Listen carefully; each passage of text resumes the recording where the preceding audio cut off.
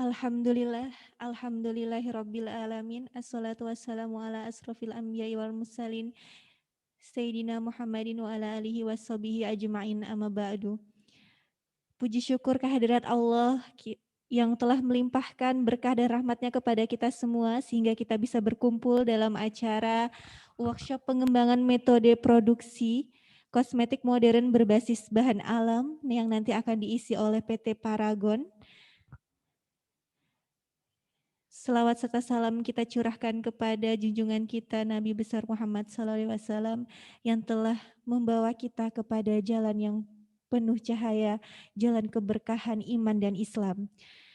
Yang terhormat kepada Dekan Fakultas Ilmu Kesehatan Ibu Nurhalina SKM MEPIT, yang terhormat Bapak Bayu Ahmad Ramdhani, merupakan R&D dari PT Paragon and Innovation. Untuk mempersingkat waktu, saya akan membacakan susunan acara pada hari ini. Acara pertama adalah sambutan yang nanti akan disampaikan oleh Ibu Dekan Fakultas Ilmu Kesehatan. Acara kedua adalah penyampaian materi yang nanti langsung akan disampaikan oleh Bapak Bayu Ahmad Ramdhani. Dan acara yang ketiga adalah sesi tanya jawab. Jadi nanti bagi para hadirin, peserta, mahasiswa maupun dosen yang nanti ingin bertanya dapat menanyakan pertanyaannya di acara ketiga. Dan yang terakhir adalah penutup. Untuk mempersingkat waktu, kami berikan waktunya kepada Ibu Dekan Fakultas Ilmu Kesehatan, Ibu Nurhalina SKM MEPIT untuk menyampaikan sambutannya. Dipersilahkan. Baik, terima kasih. Assalamualaikum warahmatullahi wabarakatuh. Yang kami hormati Bapak Bayu Ahmad Ramdhani, R&D PT Paragon Teknologi and Innovation. Terima kasih Pak Bayu sudah berhadir pada kegiatan kita pada pagi hari ini. Kemudian yang kami hormati teman-teman dosen, panitia, dan segenap mahasiswa yang mengikuti kegiatan ini melalui Zoom meeting. Puji syukur atas khairat Allah Subhanahu wa Ta'ala, pada hari ini kita masih diberikan kesehatan dan keselamatan sehingga kita bisa menyelenggarakan workshop pengembangan metode produksi kosmetik berbasis bahan alam, dan salawat dan salam kepada Rasulullah Muhammad SAW. Pak Bayu, mungkin mohon izin saya akan menyampaikan sebenarnya kegiatan ini merupakan rangkaian kegiatan kami di Fakultas Ilmu Kesehatan yang merupakan kerjasama dengan merupakan program kerjasama PT Iduka Kemendikbud RI. Jadi pada kegiatan ini kami sebenarnya mendampingi UMKM, salah satu UMKM yang ada di Provinsi Kalimantan Tengah, yang mana fokusnya adalah pengembangan industri kosmetik dengan bahan alam khas Kalimantan Tengah. Nah, sekarang kita memang masuk di tahap mengupayakan UMKM tersebut bisa mengembangkan metode produksi kosmetik berbasis ini ya, yang sesuai dengan modernisasi itu loh. Nah, mungkin dari aspek-aspek di PT Paragon mungkin bisa sharing informasi kepada kami, baik itu dosen maupun mahasiswa, seperti apa sih untuk mengembangkan produksi kosmetik itu di era modern seperti ini. Mungkin ini nanti akan menjadi masukan buat kami ke depan dalam melakukan pembinaan kepada UMKM yang kami bina. Selain itu, bisa juga menjadi masukan bagi teman-teman dosen yang bergelut dalam bidang kosmetik untuk mengembangkannya ke ranah produksi yang lebih modern lagi. Dan juga kepada adik-adik mahasiswa ini bisa melengkapi beberapa mata kuliah dan juga ke depan mungkin adik-adik mungkin tertarik untuk mengembangkan produksi kosmetik itu sendiri. Mungkin itu saja yang saya bisa sampaikan pada hari ini. Sekali lagi terima kasih atas kesediaan R&D PT Paragon yang hari ini untuk bisa berbagi pengetahuan kepada kita semua ya tentang pengembangan metode produksi kosmetik berbasis bahan alam. Terima kasih atas waktunya. Demikian, billahi taufiq wal hidayah. Wassalamualaikum warahmatullahi wabarakatuh.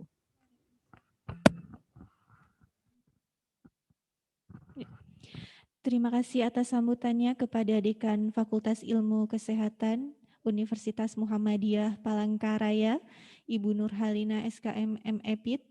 Acara selanjutnya adalah acara inti. Kami sapa dulu di Zoom meeting Bapak Bayu.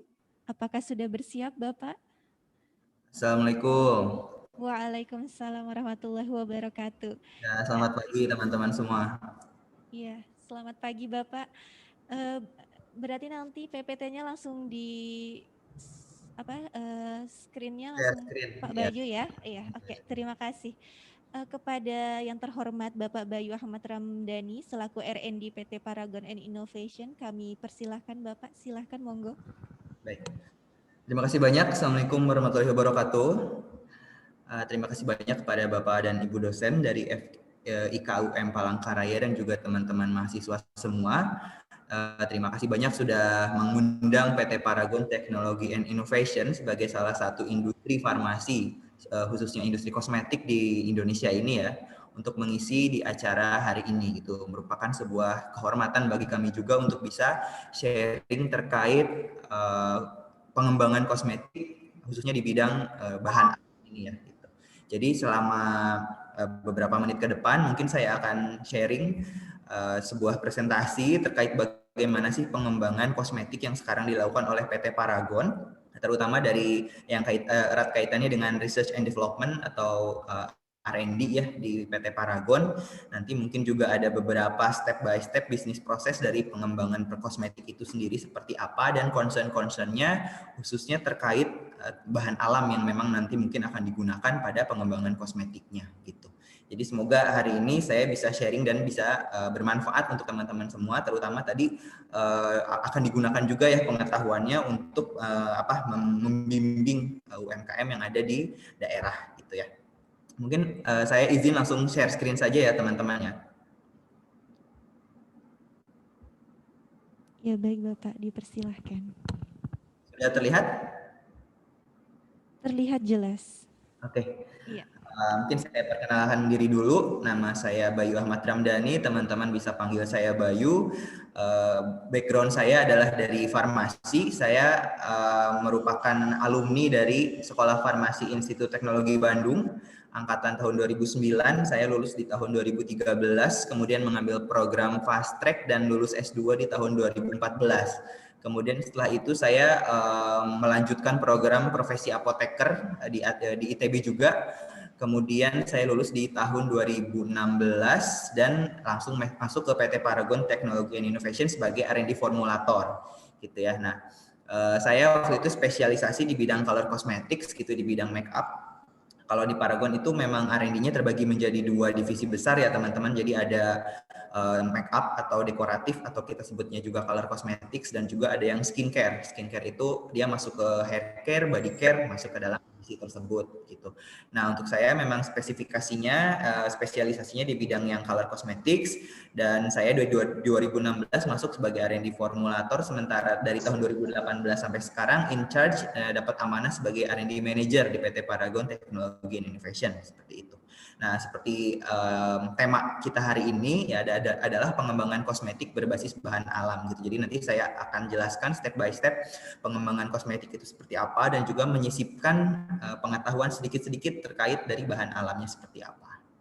Nah, pertama saya akan coba ke slide pertama dulu. Jadi karena kita berbicara tentang kosmetik ya, jadi kita harus tahu dulu sebetulnya definisi kosmetik itu apa. Saya sering juga nih mengisi kuliah-kuliah tamu ke universitas-universitas. Nah, saya sering banget nanya teman-teman, terutama yang laki-laki nih. Saya sering tanya, pakai kosmetik atau enggak sih gitu ya. Nah, sebagian besar langsung dengan tegas gitu ya bilang, enggak Kak, saya enggak pakai kosmetik gitu. Kemudian saya tanya ulang, beneran nggak pakai kosmetik? Nggak pakai kosmetik gitu ya. Nah, tapi sebagian besar berubah pikiran ketika sebetulnya mengetahui apa definisi kosmetik yang sebenarnya. Nah, kita di sini belajar bersama ya, bahwa definisi kosmetik itu teman-teman adalah berdasarkan perundang-undangan ya, merupakan adalah suatu bahan atau sediaan yang dimaksudkan untuk digunakan pada bagian luar tubuh manusia, termasuk epidermis, kemudian rambut, kuku, bibir, dan organ genital bagian luar, atau juga gigi dan membran dan mukosa mulut, terutama untuk apa? Untuk membersihkan, mewangikan, mengubah penampilan, dan atau memperbaiki bau badan, atau melindungi atau memelihara tubuh pada kondisi baik gitu. Jadi definisi kosmetik itu seluas ini gitu. Jadi kalau misalnya ada yang bilang saya nggak pakai kosmetik gitu ya, itu tuh sangat bohong gitu ya. Kenapa? Karena sehari-hari menurut saya sekarang tidak ada orang yang bisa terlepas dari kosmetik gitu ya. Dari kita bangun tidur, kita mandi, kita pakai sabun. Sabun itu kosmetik karena di sini ada pengertian membersihkan. Kemudian kita pakai parfum itu juga kosmetik karena di sini ada pengertian yang mewangikan. Kita pakai deodoran juga kosmetik karena di sini memperbaiki bau badan gitu. Jadi saya pengen membuka pikiran teman-teman, mindset teman-teman supaya tidak narrow minded gitu ya, tapi lebih open minded, bahwa definisi kosmetik itu sangat luas gitu. Jadi range produk kosmetik itu sangat luas, tidak hanya sekedar make up gitu. Karena sekarang banyak banget yang punya mindset bahwa kosmetik itu sama dengan make up, sehingga yang pria-pria itu ya malu kalau mengakui bahwa saya menggunakan kosmetik. Padahal memang sehari-hari semua manusia di dunia ini kayaknya tidak bisa terlepas dari kosmetik sekarang gitu ya. Kalau saya lihat dulu mungkin kosmetik masih kebutuhan sekunder tersier mungkin ya, tapi kalau sekarang gitu ya sudah menjadi kebutuhan primer gitu ya. Termasuk yang pria-pria, apalagi sekarang udah banyak banget apa ya yang K-popers gitu ya, yang teman-teman bisa lihat sendiri cowok-cowoknya mungkin nggak cuma pakai skincare tapi juga bisa pakai lip tint, bisa pakai foundation dan lain-lain. Dan semua orang dengan adanya Instagram, dengan adanya media sosial sudah sangat aware dengan performance dirinya masing-masing, sehingga mau nggak mau mereka merawat tubuh mereka, minimal menggunakan facial wash gitu ya, menggunakan sunscreen dan lain-lain. Itu merupakan sudah sesuatu hal yang wajar gitu, sehingga kosmetik memang sudah menjadi kebutuhan primer kalau yang saya lihat di zaman sekarang ini gitu. Kemudian ini sedikit gambaran bahwa memang industri kosmetik itu industri yang sangat menjanjikan ya, prospeknya cerah, prospeknya baik. Kenapa? Karena dengan adanya kondisi ekonomi dan lain-lain, dia adalah salah satu industri yang masih tetap growth, masih tetap berkembang dan bertumbuh gitu. Jadi kalau yang saya lihat seperti ini ya, kayak mungkin beras mahal, mungkin minyak mahal, tapi menghadiri undangan alis harus tetap bagus gitu. Jadi semahal apapun kosmetik kayaknya anak-anak sekarang tetap akan beli gitu. Jadi memang karena sudah kebutuhan primer juga dan juga sudah menjadi kebutuhan yang memang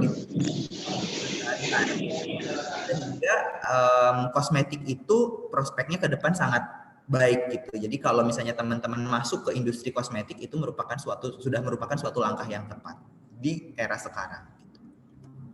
Nah, sekilas mengenai Paragon sendiri, Paragon itu merupakan company lokal, perusahaan lokal dari kosmetik gitu ya. Nah, tapi kita ini sudah menjadi market leader sekarang di Indonesia. Itu tidak kalah melawan multinational company yang juga masuk ke Indonesia gitu ya, seperti yang inisialnya apa ya, U dan L ya, U dan L gitu ya. Kita sudah tidak kalah karena berdasarkan market share di Indonesia kita sudah menjadi nomor 1 di make up gitu. Jadi untuk yang moisturizer juga kita sudah menjadi nomor 1, dan di cleanser kita memang masih nomor 3 ya, karena dari segi kompetisi cleanser memang cukup sulit. Banyak banget kalau misalnya teman-teman masuk Indomaret, Alfamart, produk-produk dari shampoo, produk-produk dari facial wash dari multinational company itu memang cukup merajai di Indonesia gitu ya. Tapi tidak menjadi hambatan bagi kita untuk bisa jadi nomor 1 juga one day gitu ya. Tapi memang kondisi terbaru sekarang kita sudah nomor 1 di make up se-Indonesia, nomor 1 moisturizer, tapi masih nomor 3 di cleanser gitu. Nah, untuk summarize-nya sendiri, saat ini produk kita terjual sekitar 6 pieces per second-nya. Jadi kalau misalnya kita udah ngobrol di sini sebanyak 20 menit ya, teman-teman bisa kalikan, berarti itu adalah produk Paragon yang terjual ada persatuan waktunya gitu. Kemudian ini divisi dari R&D yang ada di Paragon, teman-teman. Secara garis besar yang seperti saya bilang tadi, kita membaginya berdasarkan 2 secara fungsional. Yang pertama adalah dekoratif atau color cosmetics, dan yang kedua adalah skin and hair care gitu. Dari segi penggunaan, tujuan penggunaan memang berbeda ya. Yang satu untuk merias gitu ya, dekoratif, mendekorasi, merupakan sediaan-sediaan yang banyak mengandung pigmen warna untuk sebagai color cosmetics, dan yang satu sebagai skin and hair care gitu ya, perawatan, kemudian cleansing dan lain-lain. Nah, ini beberapa masterpiece yang kita sudah launching ke pasaran, yang sudah menjadi beberapa produk best sellers yang membuat kita menjadi market leader nomor 1 di Indonesia. Contohnya ada lip cream ya, kemudian ada two-way cake atau powder foundation, ada juga liquid foundation, ada juga sediaan lip cream yang kekinian gitu ya, yang modern itu sediaan lip cream tapi bentuknya emulsi. Itu biasanya kalau lip cream atau liquid lip itu bentuknya anhydrous, tapi sekarang udah lebih ke arah yang emulsi, yang memiliki cooling sensation, yang ringan, lightweight di bibir dan lain-lain. Kemudian kita juga punya seri on the go product dari Insta Perfect by Wardah gitu ya, di mana ini segmennya memang khusus untuk wanita-wanita yang wanita karir gitu ya, businesswoman, di mana mereka tidak punya banyak waktu untuk make up gitu ya. Jadi kayak sediaannya pun sediaan yang mudah digunakan gitu ya, sekali swipe langsung intens dan lain-lain gitu. Dari segi packaging pun dia lebih praktis untuk dibawa-bawa dan lain-lain gitu. Kemudian yang best sellers memang lip cream eksklusifnya Wardah ini bisa terjual sekitar 1 juta sampai 2 juta pieces dalam 1 bulan gitu ya. Teman-teman bisa bayangkan dalam 1 tahun kita menjual berapa pieces untuk lip cream ini gitu. Kemudian yang terbaru ada Wardah Lip Mousse, ini lebih untuk yang lip cream tapi untuk yang bibir kering gitu, karena dari segi tekstur dia lebih elastomeric, dia lebih moisturizing gitu. Kemudian ada lightening series juga yang merupakan salah satu masterpiece kita. Dan kemudian untuk yang targetnya lebih ke 30 tahun atau lebih itu kita punya eksklusif series gitu. Kemudian dari divisi skincare ini ada yang terbaru, ada produk Calf. Ini merupakan line main series pertama dari Paragon gitu. Jadi produk untuk pria gitu ya, yang pertama kita kali launching itu adalah Calf ini gitu. Jadi teman-teman di sini bisa lihat produknya ada facial wash, kemudian ada body and hair wash, ada juga parfumnya EDT gitu ya. Kita punya 4 varian, ada deodorannya, kemudian ada beard serum dan beard oilnya gitu ya, untuk penumbuh jenggot, penumbuh kumis dan lain-lain bisa menggunakan ini. Nah, ini baru launching di bulan lalu gitu ya. Jadi sekarang Paragon tidak hanya memiliki produk portofolio untuk wanita, tapi kita juga sudah merambah ke men's care.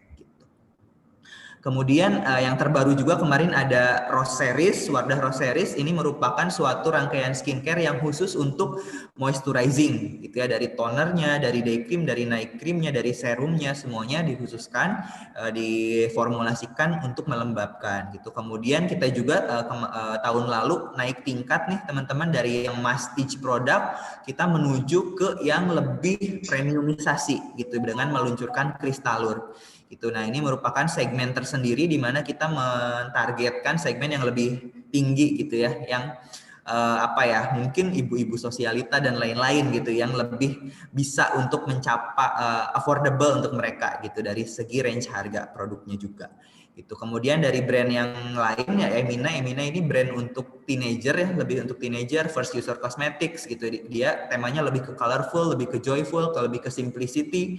Nah, itu kita punya Bright Stuff series gitu ya, sebagai salah satu masterpiece-nya juga gitu. Kemudian kita dari Wardah ada Wardah shampoo,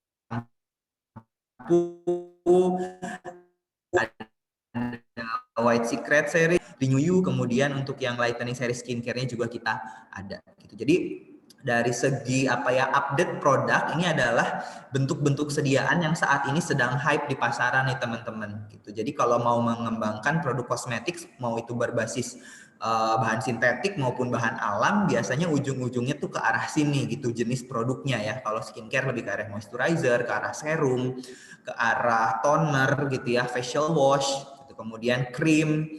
Nah, kalau misalnya untuk yang dekoratif atau color cosmetics, lebih ke arah yang sediaan untuk lip, baik itu lip cream maupun lipstick. Dan kalau misalnya untuk yang ke arah lebih modernnya adalah lip cream yang bentuk tadi emulsi gitu ya, karena lebih ringan, lebih nyaman digunakan sehari-hari gitu. Dan kemudian yang sediaan complexion itu ke powder foundation, ke two-way cake gitu ya, kemudian ke arah loose powder, dan juga yang sekarang lagi hype itu adalah cushion, jadi liquid foundation yang dimasukkan ke dalam packaging yang lebih praktis seperti teman-teman lihat di sini dalam bentuk cushion gitu. Ini salah satu yang hype juga nih sekarang.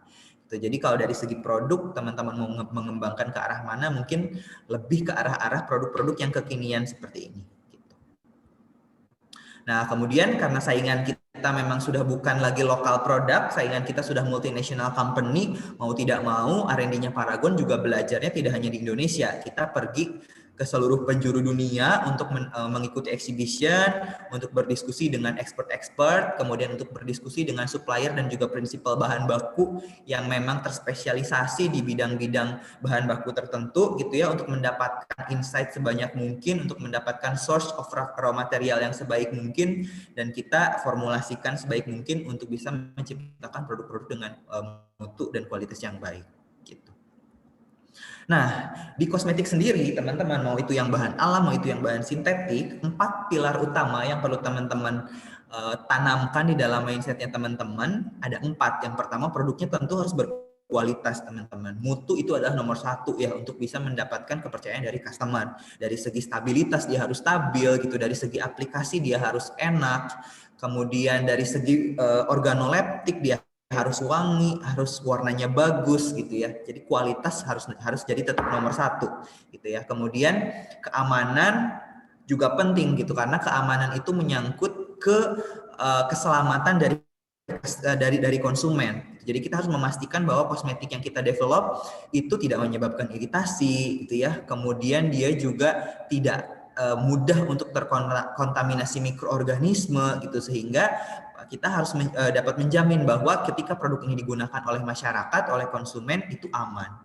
Gitu. Kemudian yang ketiga adalah efikasi atau kemanfaatan gitu. Kalau misalnya kita cantumkan di packagingnya memiliki SPF 50, harus terbukti itu teman-teman secara ilmiah bahwa memang produk tersebut memiliki SPF 50. Atau misalnya melembabkan selama 8 jam. Nah, kita nggak bisa menaruh klaim tersebut di packaging kalau kita tidak punya bukti ilmiah bahwa memang produk tersebut memiliki efikasi bisa melembabkan kulit selama 8 jam. Jadi intinya kemanfaatan juga sangat penting untuk kita consider sebagai salah satu parameter kualitas dari kosmetik. Kemudian karena Paragon sendiri merupakan pionir dari halal cosmetics di Indonesia gitu, tahun 1999 kita mendapatkan sertifikasi halal yang dulu ditertawakan teman-teman. Jadi ketika pertama kalinya Wardah mendapatkan sertifikat kosmetik halal itu ditertawakan oleh banyak orang karena mereka menganggap untuk apa kosmetik itu halal gitu ya. Nah, namun di sekitar tahun 2010-an 2011 ternyata tren hijabers itu sangat naik, dan di situ orang-orang sudah mulai realize bahwa memang kosmetik yang saya gunakan itu juga harus halal gitu. Nah, disitulah Paragon mulai naik, Wardah mulai naik, berpuluh-puluh kali lipat growingnya gitu ya, sampai bisa menjadi nomor 1 market leader di Indonesia. Itu karena konsep halalnya ini yang ternyata sesuai, relate dengan masyarakat Indonesia itu sendiri gitu. Nah, jadi sekarang semua kosmetik sepertinya di Indonesia sudah menuju ke arah halal gitu. Kayaknya hanya sedikit yang belum mencantumkan logo halal gitu, dan dari Badan POM sendiri pun sepertinya di tahun 2021 ya harus, atau 2022 akan ada mandatori bahwa semua kosmetik yang memang harus halal gitu, dan memang pionirnya dulu di kick off oleh teman-teman dari Wardah sendiri gitu. Kemudian nah kita masuk ke natural ingredient in cosmetics-nya sendiri ya. Jadi kondisinya terupdate di Paragon, kita menggunakan 41 sampai 45% natural ingredient.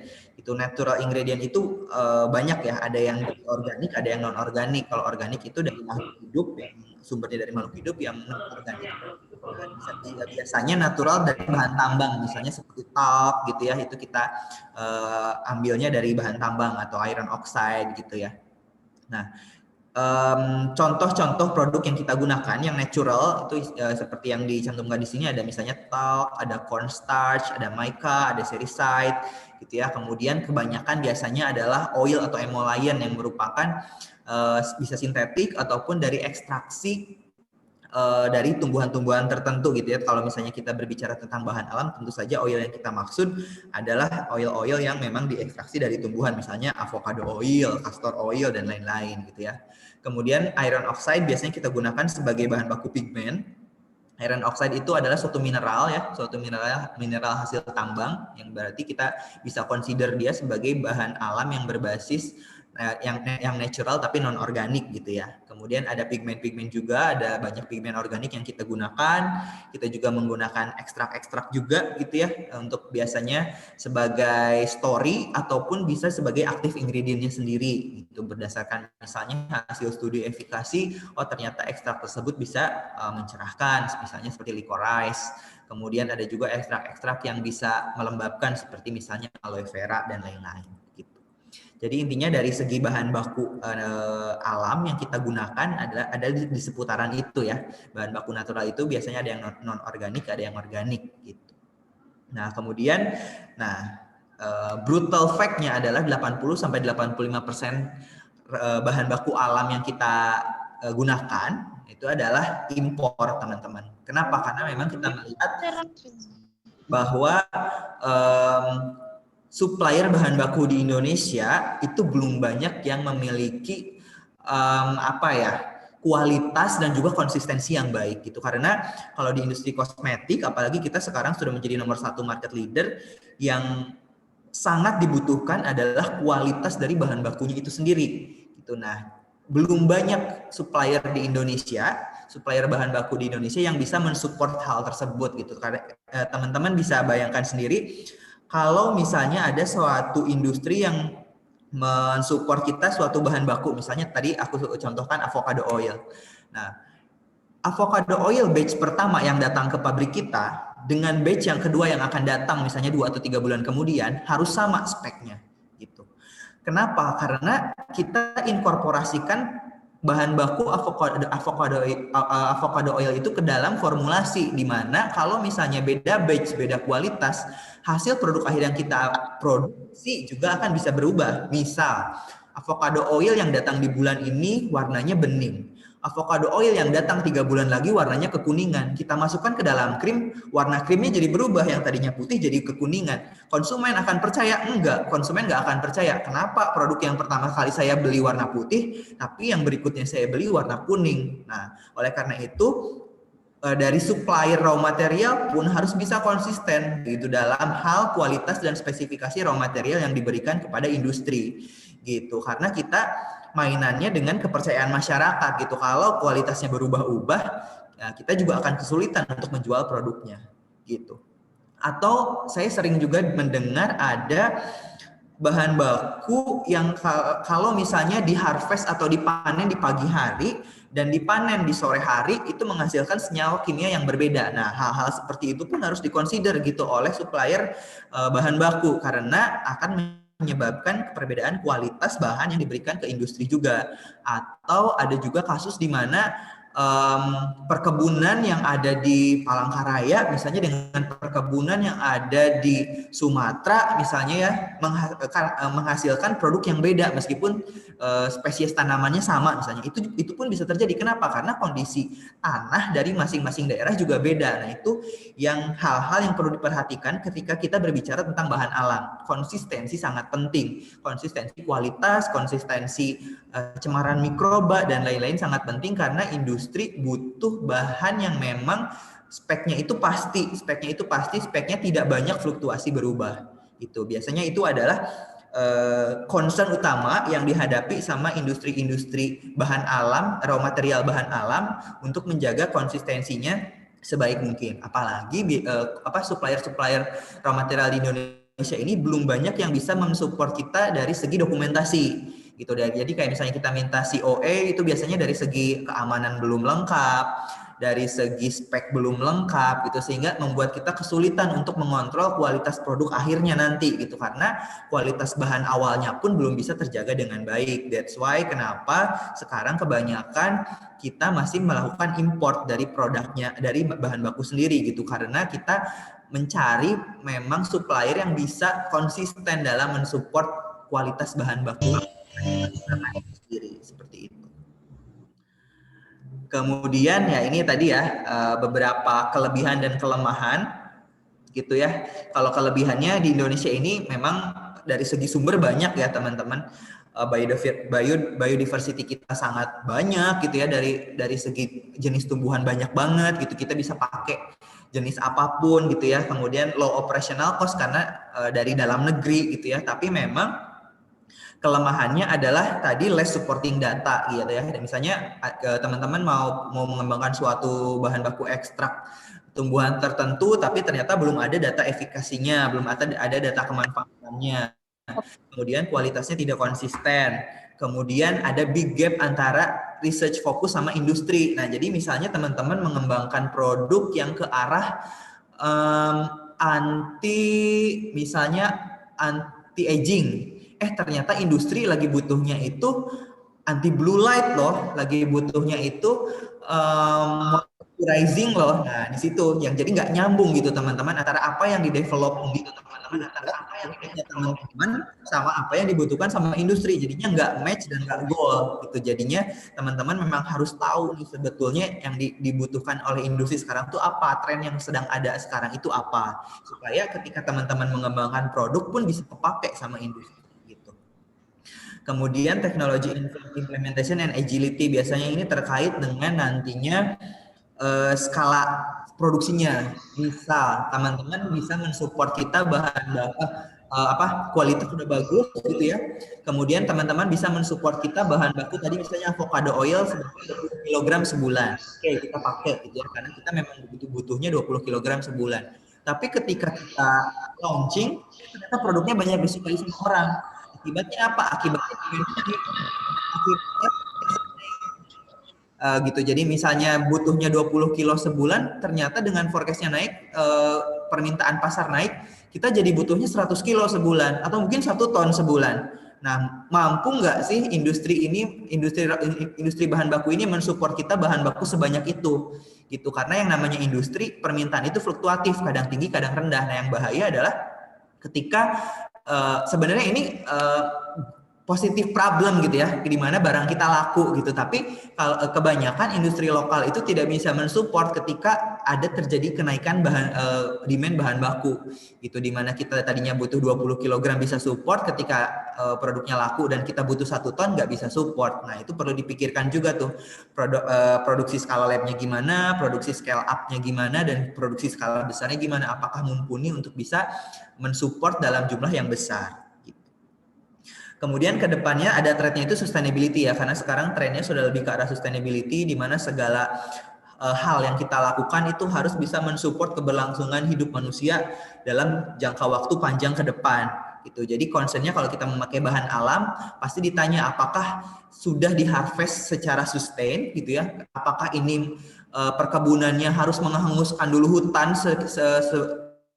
dalam lahan yang sekian besar baru kemudian ditanami tumbuhan ini, atau bagaimana. Nah, itu menjadi concern sustainability ke depan yang perlu teman-teman pikirkan juga, apakah dia environmental friendly atau tidak gitu. Jangan sampai oke sih bahan bakunya bahan baku alam tapi dia berasal dari perkebunan yang menghanguskan sekian hektar lahan hutan rainforest misalnya kayak gitu. Nah, itu yang akan jadi pertimbangan juga ke depannya. Kemudian government support ya, ini jelas ya, dukungan dari pemerintahan gitu ya. Kemudian supply and availability tadi ya, jangan sampai kalau bahan alam itu masalahnya adalah ketika beda musim misalnya beda kualitas atau ternyata gagal panen sehingga tidak bisa support ke industri dan lain-lain. Itu perlu teman-teman pikirkan untuk kedepannya gitu. Nah, ini contoh ya bedanya raw material lokal dan impor gitu ya. Contohnya ini saya kasih licorice extract, kita ada yang source-nya dari Indonesia, ada yang source-nya dari Jepang. Kemudian yang aloe vera ada yang source-nya dari Indonesia, ada yang source-nya juga dari Korea. Nah, tapi teman-teman bisa lihat sendiri perbedaannya. Kalau yang dari lokal, kalau kita tanya ini berapa sih aktif kontennya, mereka nggak bisa jawab gitu. Sehingga kita pun bingung gitu ya mau menerapkan quality check-nya itu seperti apa, karena dari suppliernya sendiri dia nggak tahu aktif konten apa di ekstraknya. Tapi kalau misalnya dari Jepang, dia itu udah bisa men-state, oke, ini dari ekstrak yang kita kasih ke kalian minimal ada 35% nih aktifnya, jelas gitu jadinya. Jadi kalau ke depannya kita mau ngecek, kita juga ada speknya, kita juga ada standarnya untuk menjaga kualitasnya tetap konsisten.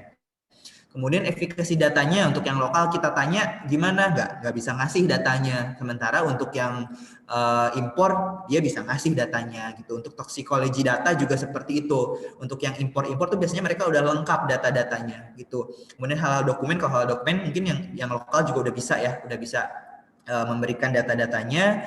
Kemudian produk story data untuk marketing communication kayak misalnya Rico Rice ini itu mampu untuk mencerahkan berapa tingkatan kulit. Nah, itu tuh kalau untuk yang dari impor udah ada tuh data-data seperti itu. Tapi kalau untuk yang lokal belum mampu untuk mensupport data-data yang seperti itu. Kemudian dari segi harga juga ya, sebetulnya kalau lokal bisa lebih bersaing gitu karena dia lebih tidak ada cost untuk impor dan lain-lain. Tapi mungkin karena memang yang impor itu sudah lengkap datanya dan lain-lain ya memang cukup fair lah kalau dia misalnya memiliki harga yang lebih mahal. Nah, tapi kalaupun mau mengembangkan produk-produk bahan alam seperti ini, sebetulnya kalau supplier Indonesia itu akan punya kesempatan yang lebih besar untuk goal karena harganya murah gitu. Cuma memang harus dilengkapi data-datanya agar bisa lebih terjaga konsistensi dari kualitasnya gitu. Kemudian yang kedua contohnya untuk yang aloe vera extract itu sama juga ya, kebanyakan memang kalau yang lokal tidak bisa support dari segi data gitu ya. Dari segi data tidak bisa support meskipun dari secara harga dia bisa lebih murah gitu ya. Kalau industri itu biasanya senang kalau harga raw material yang lebih murah gitu, tapi kita juga butuh kualitas gitu ya. Tadi kualitas memang tetap jadi nomor satu gitu. Nah, ini beberapa concernnya juga kalau dari point of view dari local raw material industri gitu ya. Kita butuh marketing story-nya, kita butuh efikasi data, kita butuh toxicological data dan quality consistency. Kita butuh support dari teman-teman supplier raw material itu adalah hal-hal ini gitu. Kemudian dari government juga butuh mungkin bisa mendukung UMKM itu terkait yang production-nya gitu ya, production scale-nya, kemudian membantu juga dari ekspornya gitu ya, supaya lebih berkembang lagi gitu. Kemudian dari research institution, dari universities atau government institution atau independent research institution lainnya, kita butuh mungkin mereka akan membutuhkan industry needs knowledge gitu. Jadi sebetulnya industri itu lebih butuh apa sih sekarang, nah supaya researchnya juga nyambung, researchnya apa supaya terpakai juga nanti di industri kosmetiknya seperti apa. Nah, kemudian ini adalah cosmetic product development stage yang ada di PT Paragon Technology and Innovation, dan mungkin secara umum, secara industri kosmetik secara umum juga seperti ini nih teman-teman alurnya gitu ya. Sampai sampai terjadinya suatu produk itu di launch di market.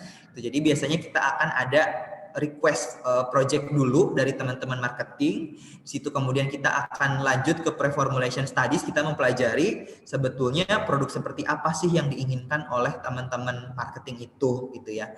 Nah, di situ kita biasanya mempelajari kita akan butuh bahan baku apa aja.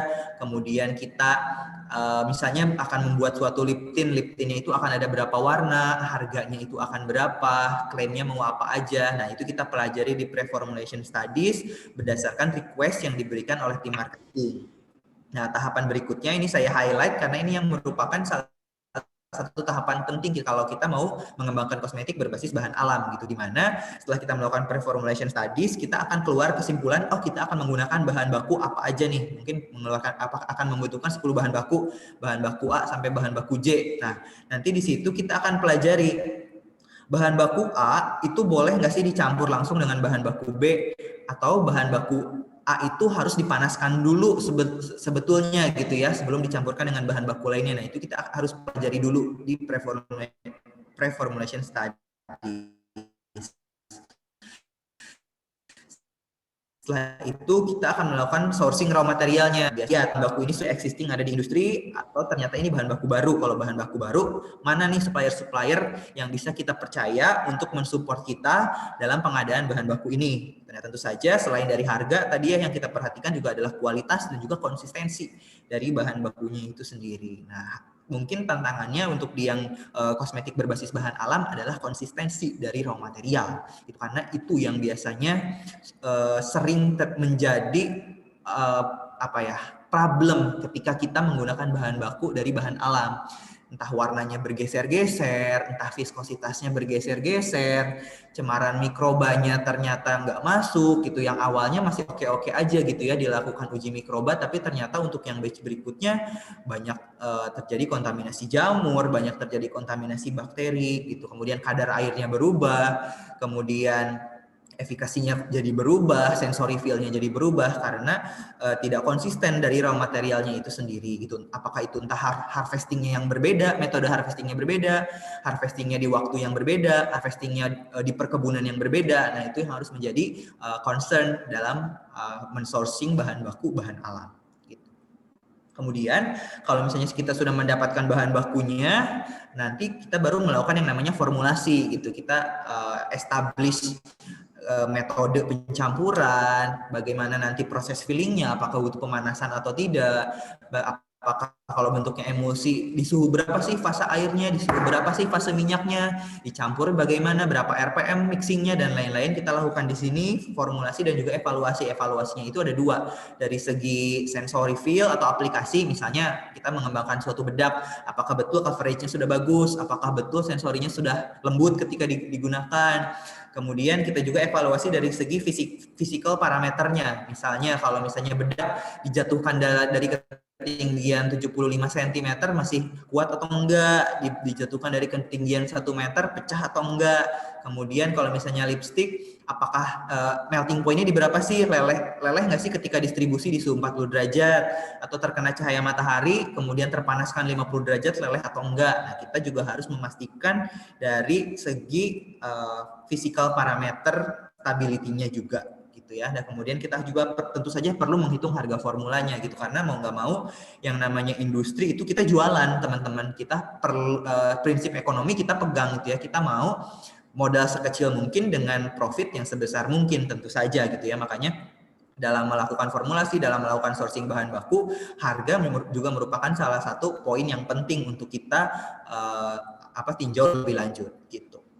Nah, setelah melakukan formulasi, biasanya kita akan mensubmit formula prototipe tersebut ke teman-teman marketing. Kalau teman-teman marketing suka, mereka akan melakukan panel melalui proses design thinking. Nah, baru mereka akan melakukan approval formula. Nah, itu adalah biasanya formula utama yang akan kita lanjutkan ke bisnis proses berikutnya untuk dipastikan kualitas dan lain-lainnya gitu. Nah, kalau misalnya prototipe-nya sudah approve, pertama kita akan melakukan stability and compatibility test. Untuk apa? Untuk memastikan kualitasnya baik, teman-teman. Jadi stability test itu kita menyimpan formula tersebut, sebenarnya nggak beda jauh sama obat ya. Kita menyimpan formula tersebut, prototipenya itu di berbagai kondisi penyimpanan, di kondisi ruang iya, di oven 45 derajat iya, di oven 50 derajat iya, di kulkas iya. Kita melakukan uji cycle juga ya, 1 hari di oven, 1 hari di kulkas, 1 hari di oven, 1 hari di kulkas juga kita lakukan. Kita melakukan uji stabilitas display juga gitu, kita paparkan langsung dengan lampu toko gitu ya, apakah seiring berjalannya waktu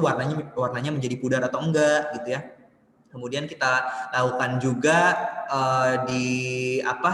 di uji transportasinya juga gitu, karena kan kalau kita melakukan transportasi menggunakan mobil-mobil box seperti itu, suhunya itu di siang hari bisa sangat panas gitu, sehingga kita harus memastikan ketika sampai di toko, ketika sampai di customer, produknya tidak mengalami hal-hal yang tidak kita inginkan. Itu adalah melakukan merupakan stability and compatibility test. Kemudian kita juga melakukan stability test antara kompatibilitasnya dengan packaging yang digunakan. Ada kasus-kasus di mana packaging yang dipakai ternyata bisa mendegradasi formulanya. Jadi kadang-kadang ada tuh suatu jenis plastik yang ternyata bisa mendegradasi polimer yang ada di dalam formula, yang menyebabkan viskositas dari formula tersebut turun, sehingga hasil aplikasinya yang tadinya misalnya rasanya creamy menjadi lebih watery karena ternyata si polimernya rusak karena tidak kompatibel dengan packagingnya. Nah, itu pun harus kita tes gitu. Kemudian selanjutnya kita melakukan juga efikasi tes. Tadi ya kita lakukan panel ke 30 orang misal atau ke 100 orang, apakah aplikasinya sudah enak, apakah ada terjadi keluhan-keluhan, dan kemudian kita juga kalau misalnya ada klaim-klaim tertentu seperti yang tadi saya bilang, ada moisturizing, ada SPF, kemudian ada klaim-klaim seperti anti blue light gitu ya, atau anti aging, kita perlu melakukan uji efikasinya untuk memastikan bahwa apa yang kita cantumkan di packaging sudah memiliki bukti ilmiah yang sesuai Gitu. Kemudian kita juga melakukan uji keamanan untuk di kosmetik sendiri, yaitu dengan melakukan patch test dan juga HRIPT. Kalau patch test itu kita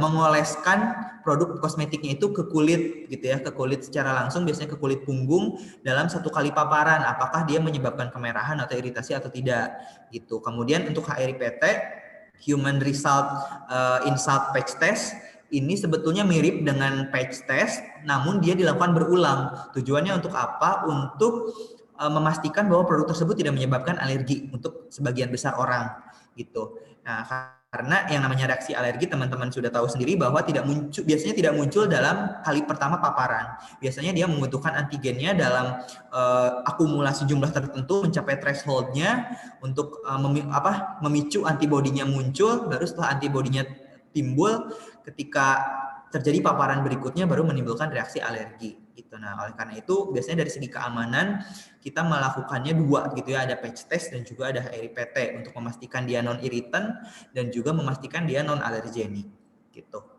Nah, kemudian selanjutnya setelah efikasi tes kita juga melakukan challenge test. Nah, kalau challenge test ini memang menguji ketahanan terhadap mikroba. Nah, biasanya produknya sengaja kita tambahkan bakteri atau jamur gitu. Kita sengaja menambahkan bakteri atau jamur, kita hitung di awal kondisi awalnya berapa, kemudian kita inkubasi, nanti seiring berjalannya waktu jumlah bakteri atau jamurnya berkurang atau tidak gitu. Nah, itu untuk melihat apakah memang produk-produk kita ini tahan terhadap kontaminasi mikroba atau tidak. Kenapa sih kita harus uji ketahanannya terhadap mikroba? Karena teman-teman tahu sendiri, kosmetik itu misalnya krim, dicoleknya menggunakan apa sih? Dengan tangan, teman-teman. Apakah tangan kita steril? Tidak. Tangan kita itu adalah sumber dari bakteri dan jamur. Kemudian contoh lainnya adalah lipstik atau lip cream. Dipakainya di mana? Di bibir. Apakah bibir kita steril? Tidak. Bibir kita juga merupakan sumber dari bakteri dan jamur yang bisa mengkontaminasi dari produk kosmetik itu sendiri. Sehingga kita harus memastikan bahwa bahan-bahan yang ada di dalam produk kosmetik tersebut, terutama pengawetnya, memang dia itu efektif dalam melawan kontaminasi mikroorganisme.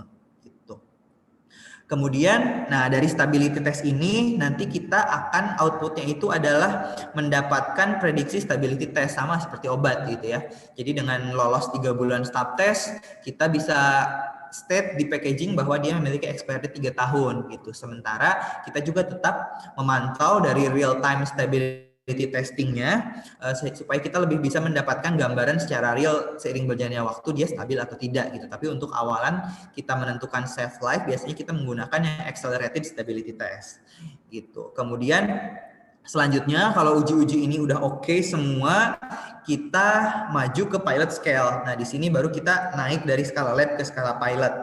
Biasanya kalau di lab mungkin 500 gram, mungkin 1 kilo, paling besar mungkin 5 kilo. Gitu ya, mungkin dengan 500 RPM dengan menggunakan mesin Ikaturaks atau Ikastirer sudah oke, belum tentu ketika menggunakan mesin produksi dia oke dengan menggunakan kecepatan yang sama gitu. Nah, itulah tugasnya teman-teman nanti R&D proses engineering untuk melakukan scale up untuk memastikan bahwa kualitas dari skala lab ini bisa direproduksi loh di skala produksinya dengan menggunakan pilot scale. Biasanya pilot scale itu naik sekitar 10 kali lipatnya ya. Jadi kalau di lab itu 5 kilo, mungkin di pilot scale kita coba di 50 kilo dulu gitu. Supaya apa? Kenapa sih nggak langsung ke mass production, ke skala yang besar, supaya kalau terjadi suatu kegagalan itu ruginya nggak besar gitu, masih di skalanya skala intermediate. Jadi kita melakukan step by stepnya itu nggak yang terlalu significantly different gitu. Maksudnya kita produksi lipstick 200 gram di lab, nggak langsung kita naikin ke 100 kg di mass production, enggak gitu. Biasanya kita step by step supaya mengetahui intermediate prosesnya itu seperti apa gitu, supaya kita juga punya waktu untuk melakukan optimasi proses untuk memastikan bahwa kualitas yang ada di lab bisa kita reproduksi di skala produksi gitu. Nah, kalau semua ini udah berhasil, baru kita biasanya akan membuat yang namanya final formula dan formula notifikasi. Final formula biasanya akan digunakan oleh teman-teman supply chain untuk memesan bahan baku. Kalau misalnya untuk formula notifikasi akan digunakan oleh teman-teman regulatory affairs untuk didaftarkan ke Badan POM, karena untuk bisa launching suatu produk ke market, produk tersebut harus mendapatkan nomor notifikasi dulu dari Badan POM gitu, sehingga kita harus mensubmit formulanya itu mengandung apa saja, konsentrasinya berapa, kita submit ke Badan POM, nanti Badan POM akan melakukan review apakah produk ini layak untuk dipasarkan atau tidak. Gitu. Kemudian kita juga nanti di situ akan membuat list ingredient, spesifikasi produk gitu ya, dan juga di sini karena Paragon merupakan pioneer dari kosmetik halal, kita harus mensubmit juga halal produknya ke LPPOM MUI gitu. Kemudian kalau misalnya semua proses development ini sudah selesai, barulah kita berani untuk melakukan yang namanya produksi massal, mass production. Biasanya tadi kalau di lab 500 gram, di pilot scale 50 kilo, di mass production bisa 1 ton, bisa 2 ton, bisa 3 ton gitu ya. Jadi teman-teman bisa hitung sendiri kalau misalnya ternyata ekstrak yang dibutuhkan sebanyak 1%, 1% dikali 1 ton, berarti sekali produksi butuh berapa kilo, butuh berapa puluh kilo gitu, atau butuh berapa besar gitu ya yang perlu disupport, itu bisa dihitung dari itu gitu. Memang dari skalanya sudah jauh lebih besar dari skala lain. Karena demand dari marketnya juga cukup tinggi gitu. Untuk stok barang sekitar 3 bulan 6 bulan kita harus produksi sebesar itu gitu. Nah, jadi kalau misalnya bisa saya summarize-kan all in all, natural ecology misalnya kita mau mengembangkan suatu kosmetik berbasis bahan alam, concern-concernnya adalah pertama jelas konsistensi dari raw materialnya itu sendiri ya. Nah, beda waktu panen bisa beda kualitas, beda metode panen bisa beda kualitas, beda perkebunan yang digunakan juga bisa menyebabkan beda kualitas gitu. Kemudian speknya juga harus bisa terstandarisasi ya dari raw material tersebut, mau itu ekstrak gitu ya, mau itu minyak atsiri dan lain-lain gitu. Kemudian yang kedua concernnya adalah di bioburden atau cemaran mikroba, karena kan yang namanya bahan alam pasti bioburdennya tinggi ya. Nah, gimana caranya sih supaya bahan baku yang disupport itu tidak menyebabkan cemaran mikroba yang membahayakan untuk konsumen. Itu apakah ternyata prosesnya dalam proses setelah panen dan lain-lain harus perlu dilakukan sterilisasi UV atau dilakukan autoclave dan lain-lain, mungkin itu perlu dikonsider gitu untuk melakukan pengembangan bahan bakunya sendiri. Itu kemudian kelengkapan data bahan baku juga sangat penting ya untuk memastikan bahwa kualitas dan konsistensi dari produk akhir yang kita gunakan pun bisa stabil.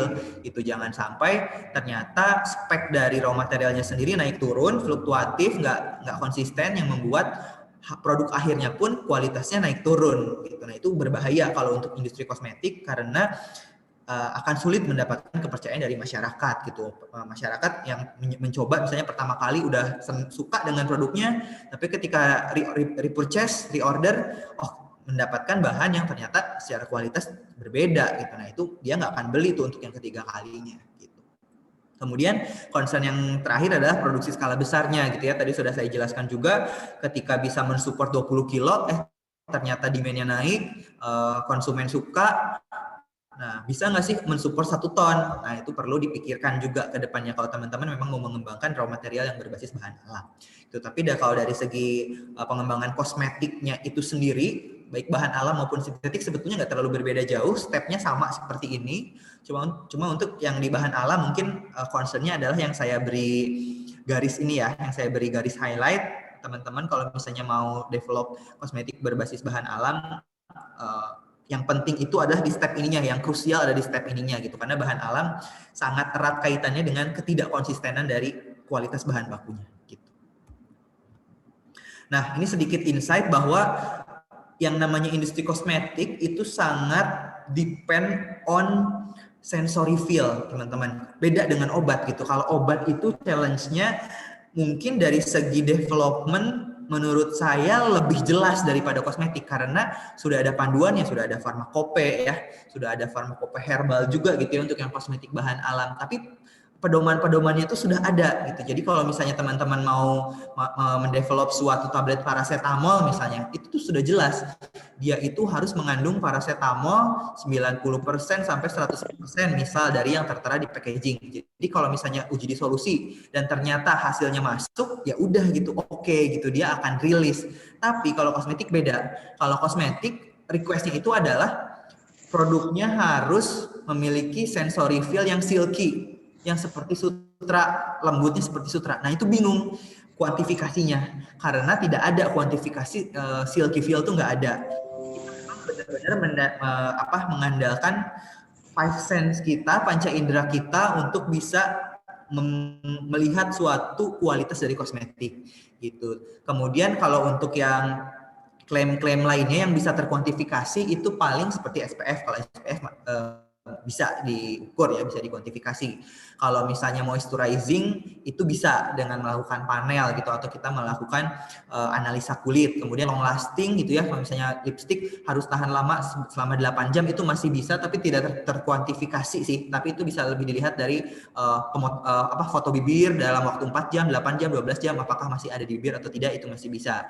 Tapi memang challenge di kosmetik lebih ke arah sensori yang tadi misalnya disuruh mengembangkan krim yang rasanya yang sensorinya lebih silky, sensorinya lebih velvety, challenge-nya di situ kalau kosmetik, lebih ke estetik gitu ya. Namun memang dari segi keamanan lebih mild daripada dibandingkan dengan obat. Kalau obat kan salah dosis sedikit mungkin bisa menyebabkan fatal kematian ya. Tapi kalau di kosmetik mungkin nggak akan separah itu gitu. Mungkin kalau misalnya terjadi sesuatu kemerahan gitu ya atau alergi, tapi mungkin tidak akan menyebabkan yang kematian seperti di obat. Tapi memang challenge-nya lebih ke arah bagaimana mendapatkan sensori yang memang pleasant, yang enak untuk dipakai oleh konsumen gitu. Nah, kemudian ke depannya kalau dari Paragon sendiri memang kita punya goals ke arah sustainability. Goals ke arah sustainability di mana kita memang mau ke depannya itu apa yang kita lakukan gitu ya, itu tuh bisa mensupport juga, memiliki kebermanfaatan juga, tidak hanya untuk Paragonnya sendiri tapi untuk lingkungan juga dan untuk masyarakat juga gitu. Misalnya kita mulai menggunakan bahan-bahan baku yang alami supaya ketika nanti menjadi waste, bukan waste yang sulit untuk didegradasi oleh lingkungan. Misalnya kayak gitu. Kayak misalnya kalau misalnya mikroplastik kan beda ya teman-teman. Mikroplastik itu sangat sulit didegradasi ketika nanti dibuang misalnya ke lingkungan. Tapi kalau misalnya kita menggunakan bahan-bahan alam yang lebih degradable, biodegradable, itu akan lebih mensupport dari campaign sustainability yang akan kita usung sebetulnya ke depannya. Nah, teman-teman juga dalam mengembangkan kosmetik, dalam mengembangkan atau raw material bahan alam itu harus concern juga ke arah sana gitu, karena perusahaan-perusahaan besar sekarang sudah trennya ke arah sana, sustainability gitu. Nah, banyak banget yang bisa dilakukan dalam hal sustainability, tidak hanya bahan baku saja gitu ya. Kalaupun kita bisa menghemat air pun itu sudah bisa termasuk ke dalam sustainability gitu ya, menggunakan packaging yang biodegradable dan lain-lain gitu ya, atau ketika digunakan consider sebagai salah satu yang mendukung sustainability gitu. Nah, sebelum saya tutup sedikit yang mau saya sampaikan pesan dari CEO kita, dari Bapak Salman Subakat, bahwa kita itu bukan mengejar pertumbuhan untuk memberikan manfaat gitu, tapi karena ingin memberikan manfaat kita tumbuh. Nah, ini yang dipegang sama Paragon sekarang gitu. Kita itu nggak bertujuan untuk omsetnya besar untuk kemudian memberikan manfaat, enggak gitu ya. Kita nggak menunggu kita omsetnya sekian dulu baru kita memberikan manfaat, enggak.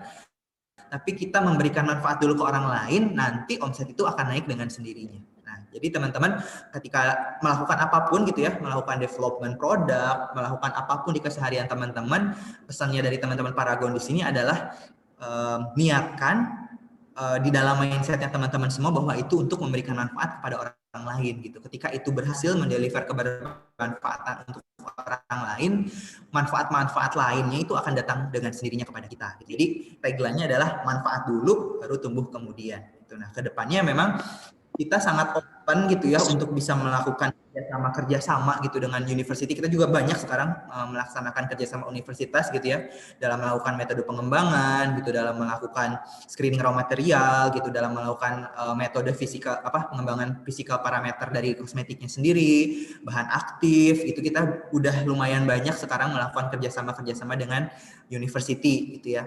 Dan kita pun nggak menutup kemungkinan ke depannya ingin lebih memberdayakan industri lokal gitu ya, terutama untuk industri bahan alam, misalnya untuk yang support ke kita ekstrak dan lain-lain. Cuma memang dari kita pesannya adalah dikembangkan sedemikian rupa supaya bisa mensupport industri itu secara penuh gitu, dari segi kualitas iya, dari segi konsistensi iya gitu, dari segi kebermanfaatan iya, dari segi kelengkapan dokumen juga iya gitu, supaya supplier di Indonesia itu lebih bisa bersaing lah daripada daripada supplier yang ada di luaran sana gitu ya. Kalau itu semua bisa lengkap, itu pasti mudah untuk bisa goal ke industri, karena industri di Indonesia ya, karena harga udah pasti lebih murah kalau lokal gitu, karena tidak ada biaya impor, tidak ada biaya dan lain-lain gitu. Kalau misalnya kelengkapan dokumennya bisa lengkap, akan sangat besar kemungkinannya untuk bisa masuk ke industri lokal Indonesia, ke industri kosmetik lokal Indonesia, karena kita pasti mengconsider harga juga. Kalau kualitas udah bagus,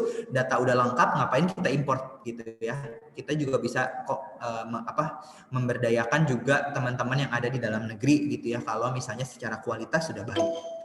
Gitu sih dari saya. Terima kasih kepada teman-teman semua atas atensinya hari ini. Mungkin kita bisa masuk ke sesi berikutnya ke tanya jawab. Sekian presentasi dari saya. Assalamualaikum warahmatullahi wabarakatuh. Semoga bermanfaat. Waalaikumsalam warahmatullahi wabarakatuh. Terima kasih kepada narasumber yang begitu semangat menyampaikan materinya dan juga sangat informatif sekali Bapak. Ini menjadi Sama-sama ya ilmu baru juga bagi para dosen, mahasiswa dan juga UMKM yang kami bina. Ya, untuk pertanyaan sepertinya ada Ibu Rizkika yang akan ingin bertanya. Ibu Rizkika, apakah sudah on di Zoom-nya? Sudah, Ibu. Oke, baik. Mungkin bisa dipin operator, Bapak operator, supaya bisa berinteraksi. Iya, oke, baik. Silahkan Ibu Rizkika, ini merupakan salah satu dosen farmasi yang bidang keahliannya bahan alam begitu ya. Mungkin bisa langsung ditanyakan Bu Kika kepada Pak Bayu.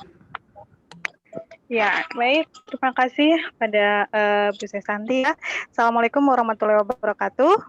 Assalamualaikum. Ya, selamat pagi menjelang siang gitu ya. Terima kasih kepada Pak Bayu sudah memberikan materi yang sangat menarik gitu ya, karena sudah sangat-sangat tidak asing lagi tentang kosmetik yang berbasis bahan alam seperti ini. Baik, sebelum itu saya perkenalkan diri, saya Ibu Rizkika gitu ya.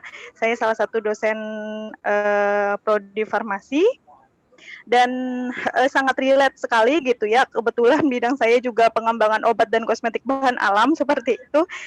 Jadi ya kurang lebih ya sangat-sangat relate lah seperti itu.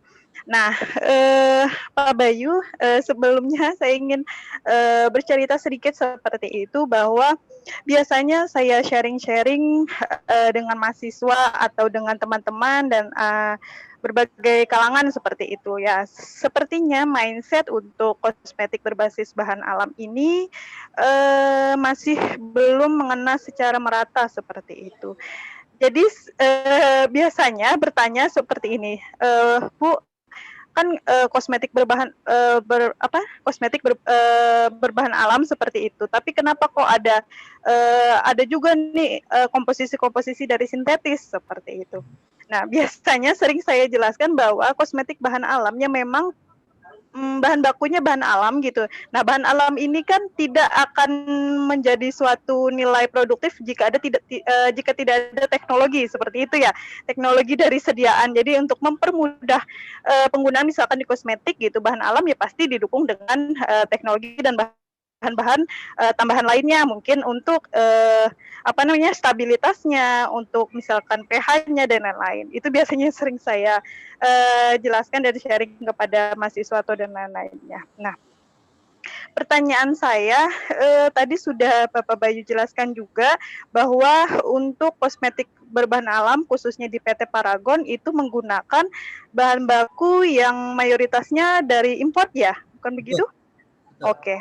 Nah, misalkan menjumpai suatu problem gitu ya, bahan alam ini kan yang seringnya tidak bisa kita kendalikan, bahwa ada reaksi-reaksi yang akan muncul, misalkan dari kandungan-kandungan gitu ya, kandungan-kandungan bahan alamnya itu gitu.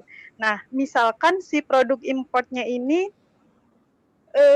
tidak terpenuhi gitu, misalkan kan brandingnya halal gitu ya, misalkan suatu produk importnya bahan bakunya ini tidak halal atau tidak memenuhi kehalalan, itu bagaimana solusi lainnya untuk menjaga suatu kualitas produk berbahan alam tersebut gitu. Oke, kemudian yang pertanyaan kedua, tadi Bapak Bayu juga sudah menjelaskan, sudah memang, banyak kerjasama gitu ya, kerjasama dengan berbagai universitas gitu ya, terkait produk, pengembangan-pengembangan produk, formula, dan lain-lain. Nah, itu gimana sih caranya kira-kira kali saja mungkin, universitas kami gitu ya, bisa dilirik juga nih oleh PT Paragon, kira-kira bagaimana nih, tips and triknya hasil riset-riset kami di sini, khususnya kami kan di sini mengembangkan bahan alam lokal, misalkan dari Kalimantan seperti itu, Pak, kan membrandingkan seperti itu dari produk bahan alam lokal. Nah, itu gimana caranya universitas kami hasil riset-risetnya juga bisa nih jadi next plan dari PT Paragon. Mungkin itu dulu. Terima kasih Bapak Bayu. Terima kasih pertanyaannya Ibu Rizkika ya. Iya.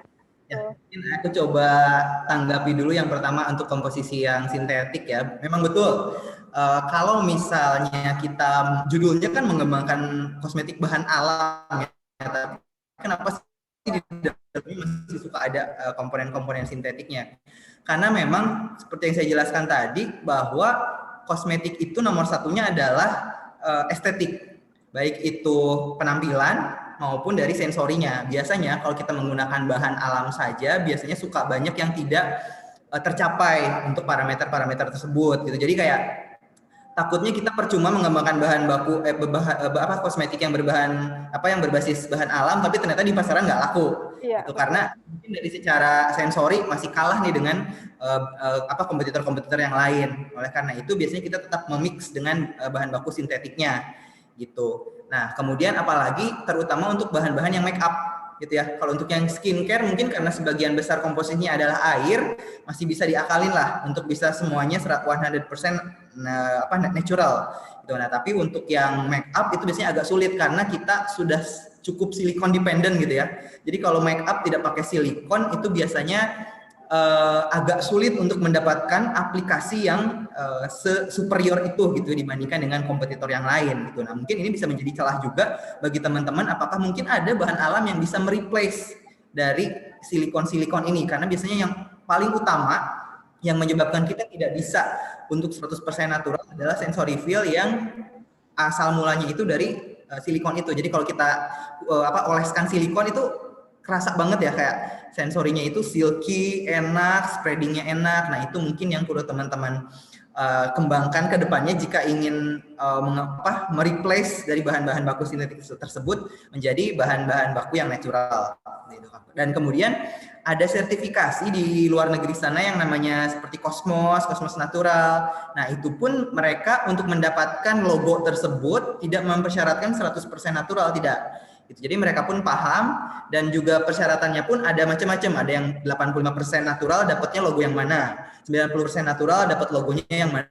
Nah, kalau 100% pun ada sih, 100% natural dapat logonya yang mana. Nah, tapi memang dengan judulnya kosmetik berbasis bahan alam, tidak harus itu semuanya 100% natural, karena kita juga memikirkan yang namanya kualitas dari segi aplikasi dan juga sensorinya gitu Bu. Jadi memang wajar sih kalau misalnya ada suatu bahan ada suatu produk kosmetik disebutnya natural tapi dia ternyata tidak 100% natural, itu masih oke gitu. Asalkan mungkin dicantumkan aja gitu, misalnya apakah di packaging di mana bahwa ini 80% natural, 85% natural gitu.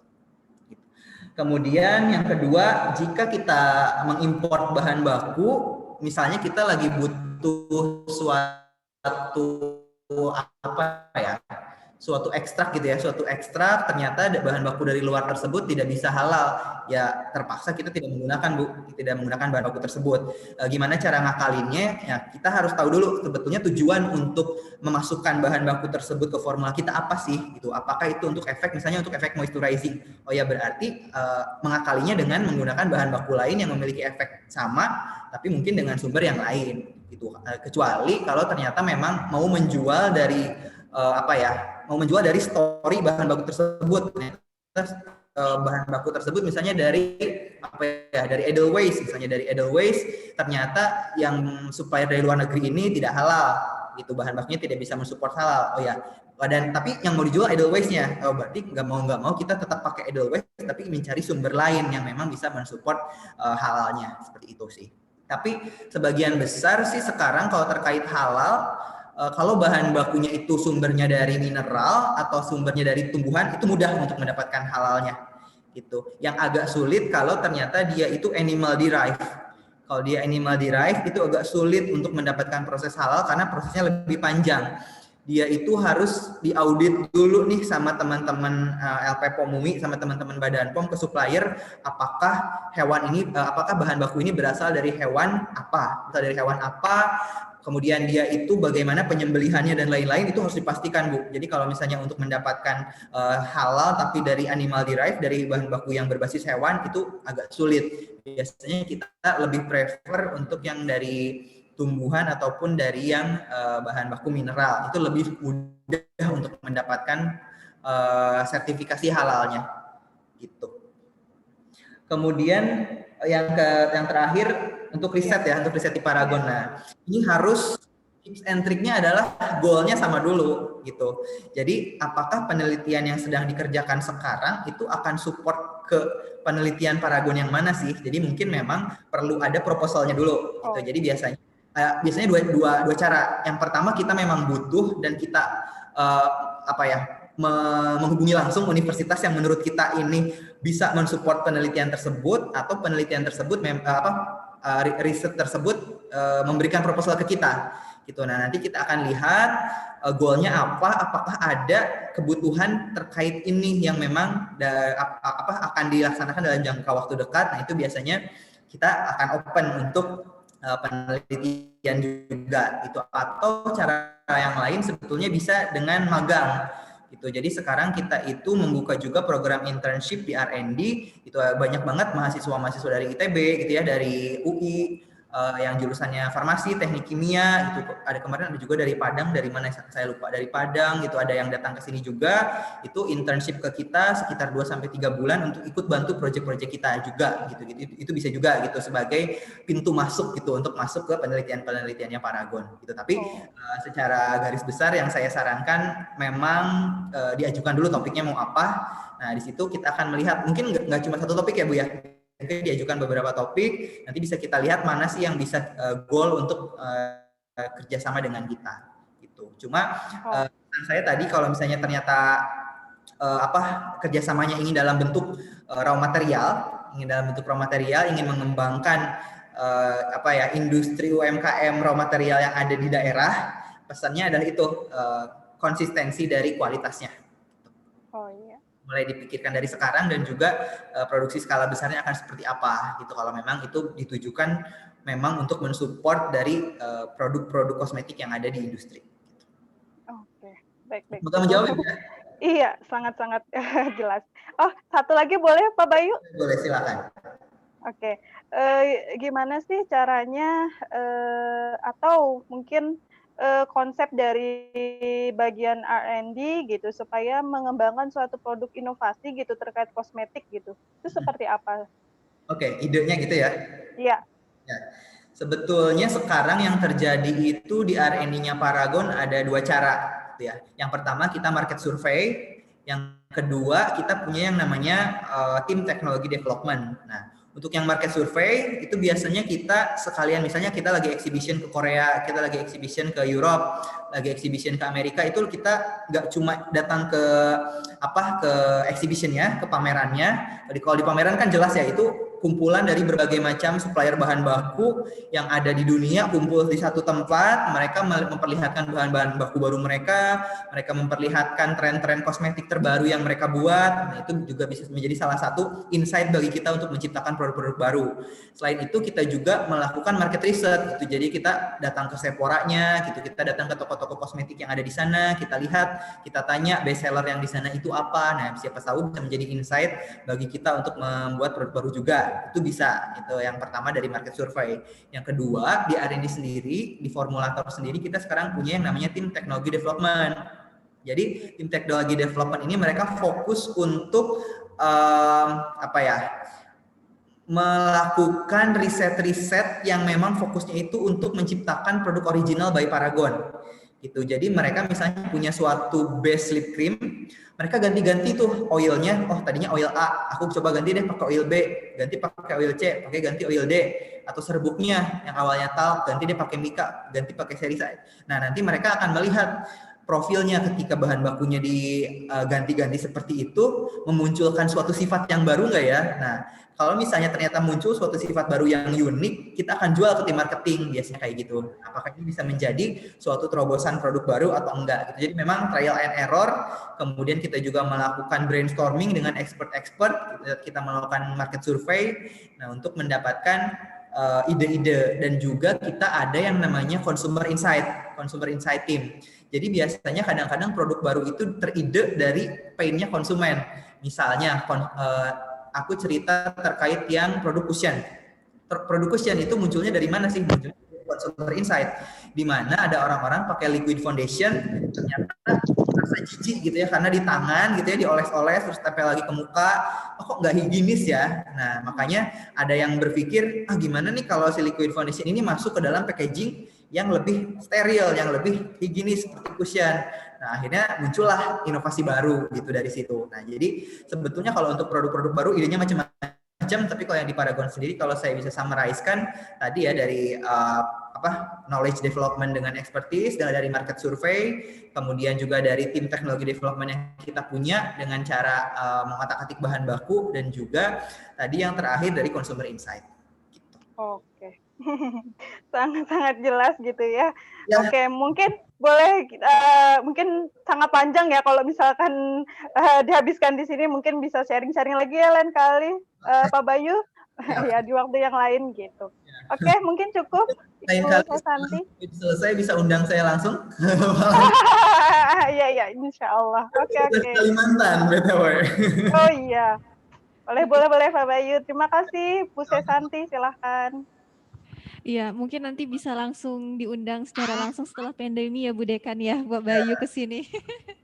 Ya, siap. Dari bandara jauh nggak? Dari bandara dekat saja. Dari bandara mungkin sekitar 15 menit kayaknya ya? Iya, betul. Iya. Nggak masalah lah itu. Oke. Oke, ditunggu Pak Bayu. Ya, kita berdoa aja semoga vaksin segera ada ya.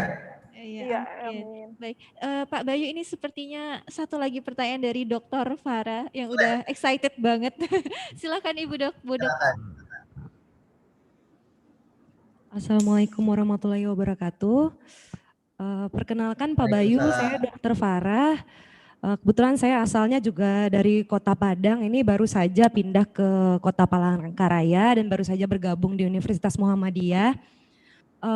Mendengar presentasi Pak Bayu tadi itu saya sangat tertarik karena kebetulan saya memang dokter yang lebih akademisi ya, bukan klinisi. Jadi saya lebih memang berkecimpung di dunia riset gitu. Saya ingin tanya Pak, untuk produk-produk dari Wardah sendiri, tadi kan sudah dijelaskan untuk tahapan ujinya itu memang dilakukan patch test dulu sebelum bisa diedarkan ya Pak. Jadi nanti kalau menimbulkan reaksi tentu mungkin nanti ada perubahan formula lagi.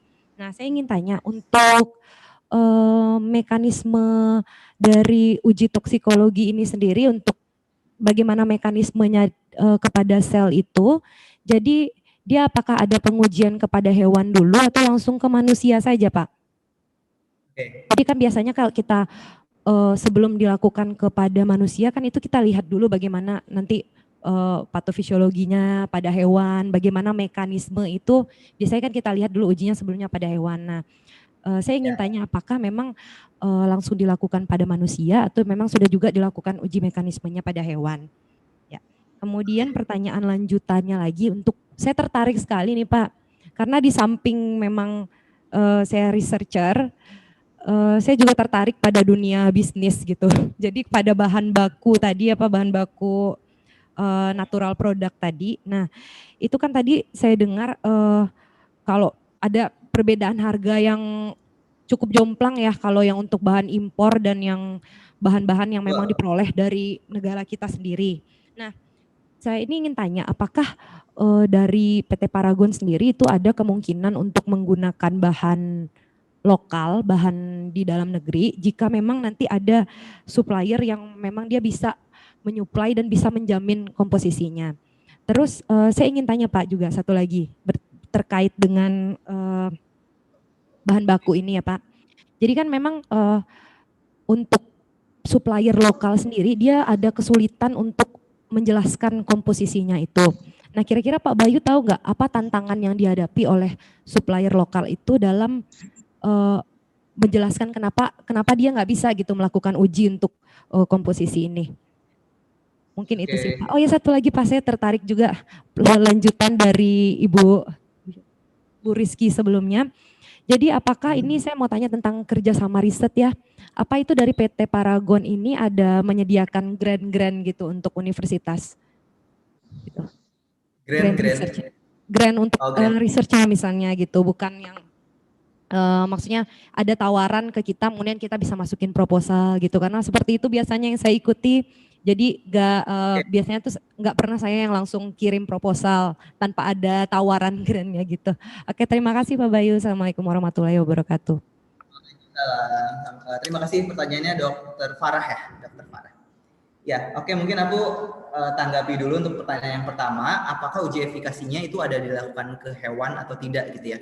Nah, untuk PT Paragon sendiri kita tidak ada uji ke hewan Bu. Jadi sekarang memang ujinya memang langsung ke manusia. Yang pertama mungkin karena pertimbangannya kosmetik itu kan hanya di bagian luar tubuh ya.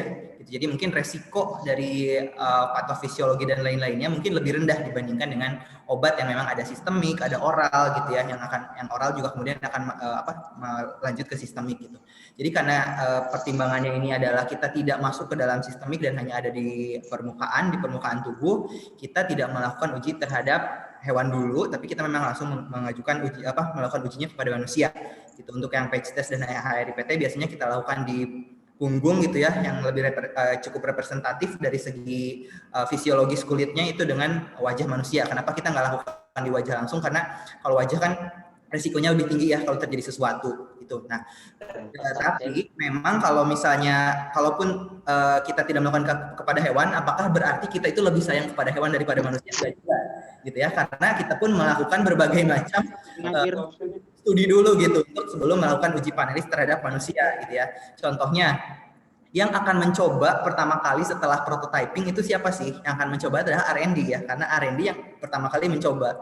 Jadi kalaupun ada orang yang harus mati, yang mati R&D dulu gitu. Jadi kalau sejauh ini R&D-nya nggak apa-apa, ya berarti insya Allah ke depannya juga ketika uji panel itu nggak apa-apa.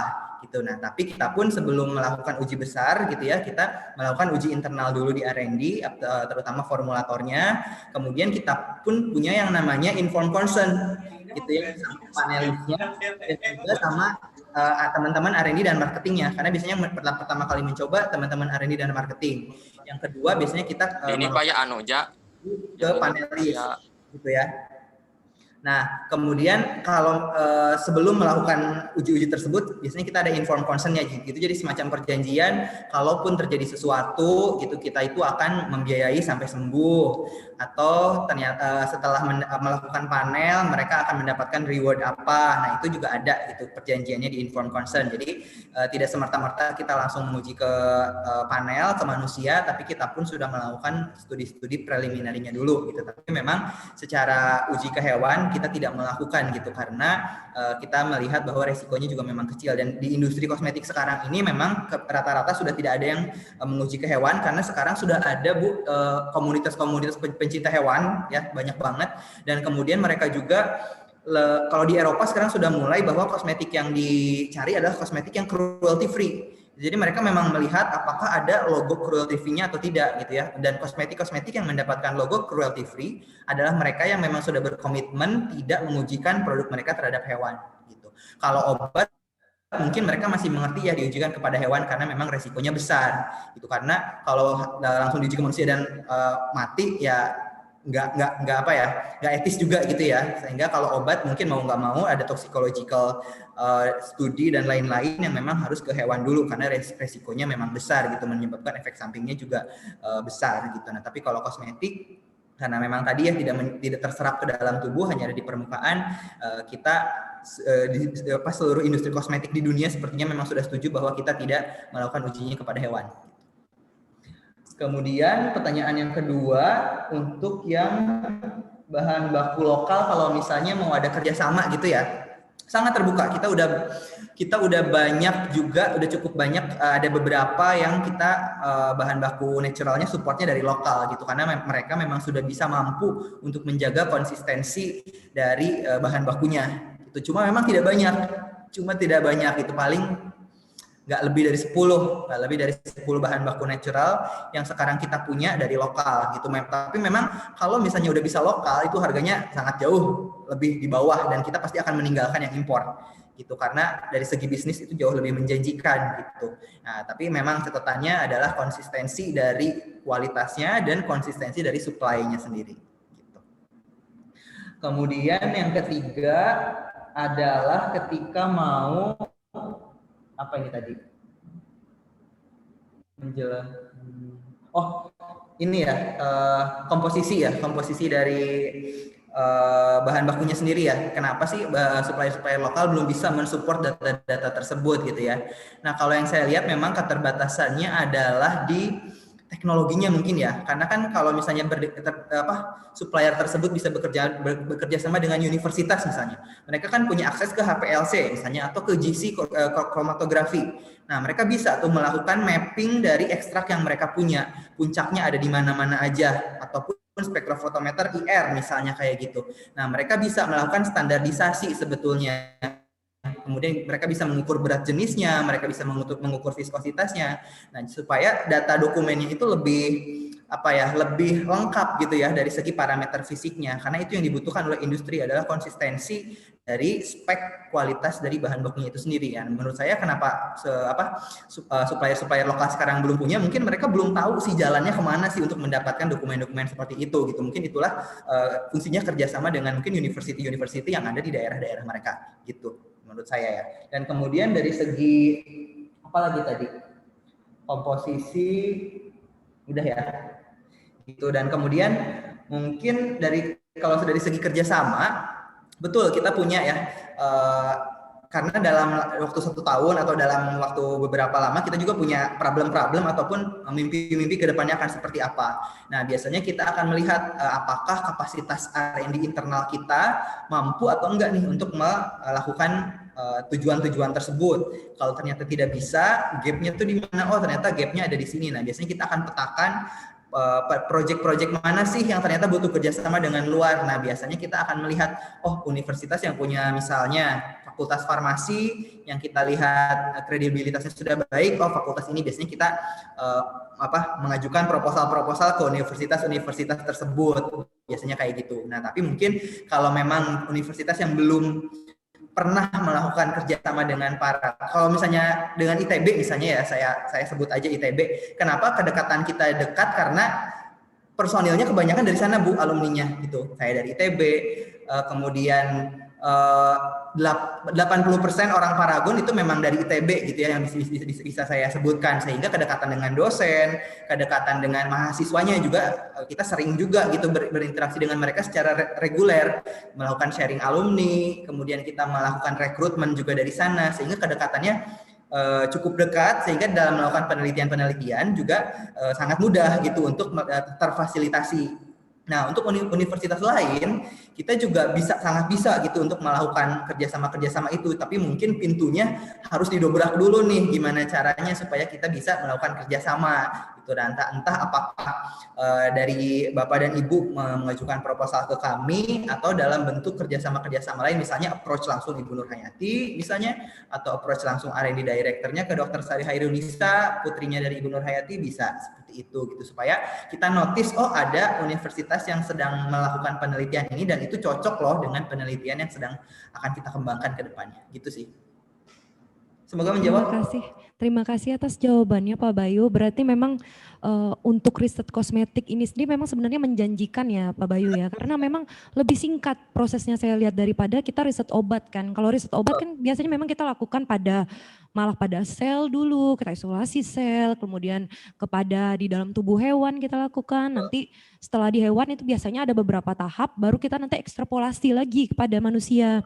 Sedangkan kalau tahap hewan itu biasanya cukup lama Pak Bayu. Jadi kalau memang sudah bisa melewati tahap hewan itu, malah ini suatu peluang riset juga bagi universitas. Kadang-kadang yang tantangan yang saya temui itu kalau di universitas karena ada uji pada hewan, uji obat pada hewan, beberapa lapis ujinya itu tantangannya itu di timelinenya nanti, di waktunya itu akan bisa sangat molor. Tapi kalau misalnya memang seperti ini, malah ini saya berharap gitu pada dosen-dosen UMP, terutama di Fakultas Ilmu Kesehatan, itu memang tertarik untuk melakukan riset kosmetik ini. Karena kita memang secara timeline itu bisa hemat sekali gitu ya Pak ya. Malah bisa betul-betul pas sesuai dengan timeline yang kita inikan. Kalau dari obat saya lihat kan memang kalau mau mengembangkan molekul baru gitu ya, senyawa obat baru bisa 10 tahun kan, bisa 10 tahun Betul. atau bahkan lebih gitu ya. Betul, Tapi bisa. untuk kosmetik, kalau misalnya formulasi kosmetiknya sendiri kita mau kerjasama dari segi formulasi kosmetik, di Paragon rata-rata 1,5 tahun lah waktunya. Gitu dari mulai kita melakukan awal development sampai kemudian launching di market itu sekitar 1,5 tahun. Ada yang kurang 6 bulan ada. Kalau kemarin bahkan hand sanitizer kita 1 bulan selesai, gitu ya. Tapi ada juga yang sulit formulasinya sampai 4 tahun baru selesai ada. Tapi secara rata-rata 1,5 tahun udah bisa selesai. Kalau kita mau kerjasama dalam segi formulasi. Tapi kalau dari segi pengembangan bahan baku raw material bahan alam, mungkin agak lebih lama sedikit lah karena kan kita juga butuh melakukan uji-uji preliminary lain ya. Kayak misalnya speknya seperti apa dan lain-lain, perlu kita uji konsistensinya dan lain-lain. Tapi betul tidak selama obat. Baik, terima kasih Pak Bayu atas jawabannya. Saya kembalikan lagi sama Ibu Apoteker, Ibu Susanti. Proposal-proposal bisa langsung ke email saya atau nanti saya akan berikan juga emailnya Dr. Sari supaya kita bisa evaluasi apakah memang itu bisa dilakukan kerjasama di Paragon atau tidak. Baik. Ya. Terima kasih kepada Bapak Bayu, mungkin nanti bisa dijapri gitu ya emailnya supaya dosen-dosen kami yang ingin tertarik gitu bekerja sama penelitian, research-nya nanti bisa langsung ke Bapak Bayu ya, R&D dari PT Paragon Technology and Innovation. Baik, sepertinya kita sudah berada di akhir acara Bapak Bayu gitu. Ya, kami segenap Sivitas Akademika Universitas Muhammadiyah Palangkaraya mengucapkan terima kasih kepada kesediaan dari R&D PT Paragon Technology and Innovation dalam mengisi acara pada hari ini. Ya, ini Bu Dekan mau sepatah dua kata atau langsung ditutup saja? Oh ya, baik. Saya sebagai moderator apabila ada salah kata saya mohon maaf. Terima kasih juga kepada mahasiswa dan dosen yang mengikuti sampai akhir begitu ya. Semoga acara kami ini dalam membina UMKM kosmetik di sini bisa berjalan dengan lancar begitu ya dan juga bisa mengembangkan mungkin kemitraan juga dengan PT Paragon suatu saat nanti begitu ya. Ya. Amin amin. Ya, baik. Kami akhiri oh ya, Pak Bayu nanti mohon kita foto secara virtual gitu ya. Mungkin nanti kami di depan, Pak Bayu di layar belakang gitu ya. Supaya ada dokumentasi sedikit. Ya, mohon kesediaannya. Baik, Bapak Ibu silakan Bu Halida, Bu Dekan. Oh di sini aja. Oh di sini aja Mas Mas Ardi. Iya, baik. Ya. Oke. Ya. Berdiri ya? Enggak, duduk. Oh baik, pertama duduk, kedua berdiri ya baik ya.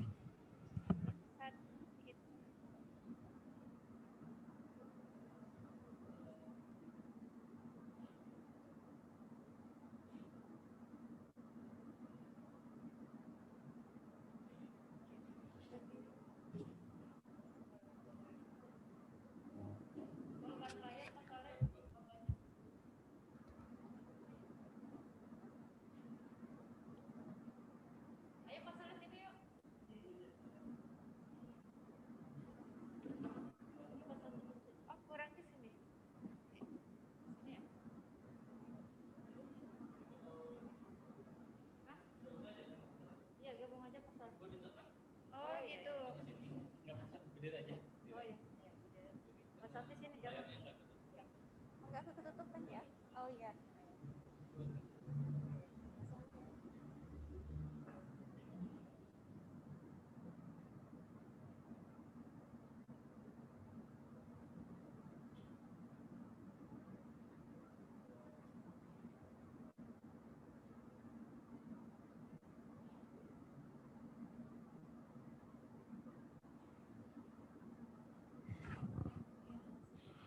Terima kasih Bapak Bayu.